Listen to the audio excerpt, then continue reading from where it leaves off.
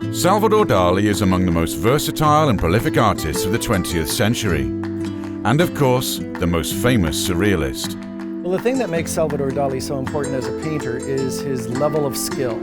He was properly and academically trained. He was brilliant. Though chiefly remembered for his painterly output over the course of his long career, he successfully turned to sculpture, printmaking, fashion, advertising, writing, and perhaps most famously, filmmaking. If you go to the Dali Museum in Spain, you'll see a painting called Leda Atomica. There's no brushstrokes. It looks ethereal. It doesn't even look real. He would paint with one eyelash, and he would build his own brushes. Dali was renowned for his flamboyant personality and the role of a mysterious provocateur as much as he was for his undeniable technical virtuosity.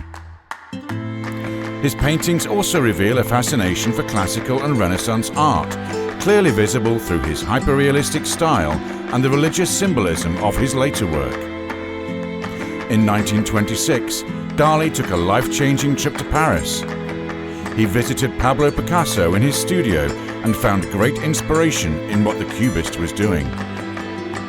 He was like a bull in a china shop. He wanted to have exhibitions at the greatest galleries in Paris, and Picasso was like, cool your jets. You have to kind of, there's a process to this.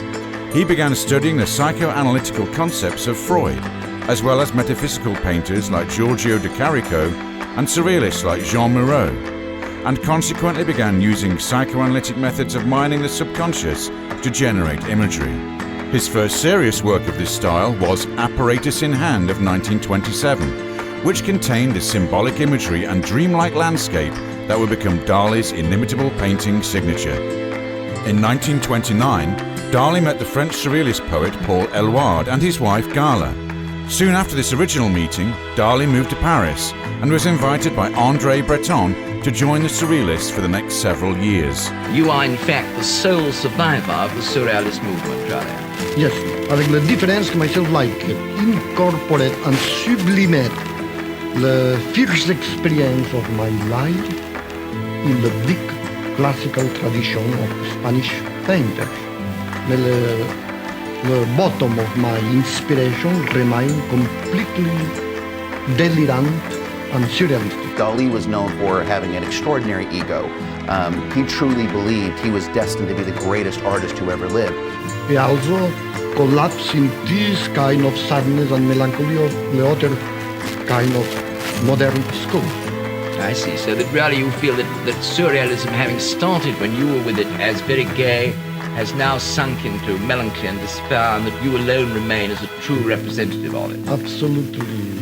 Undoubtedly, Dali's true magic moment came later that year when he met his hero, Sigmund Freud. After painting this portrait, Dali was thrilled to learn that Freud had said, "Until then, I was inclined to look upon the Surrealists, who have apparently chosen me as their patron saint, as absolute cranks." That young Spaniard, however, with his candid and fanatical eyes and his undeniable technical mastery, has made me reconsider my opinion.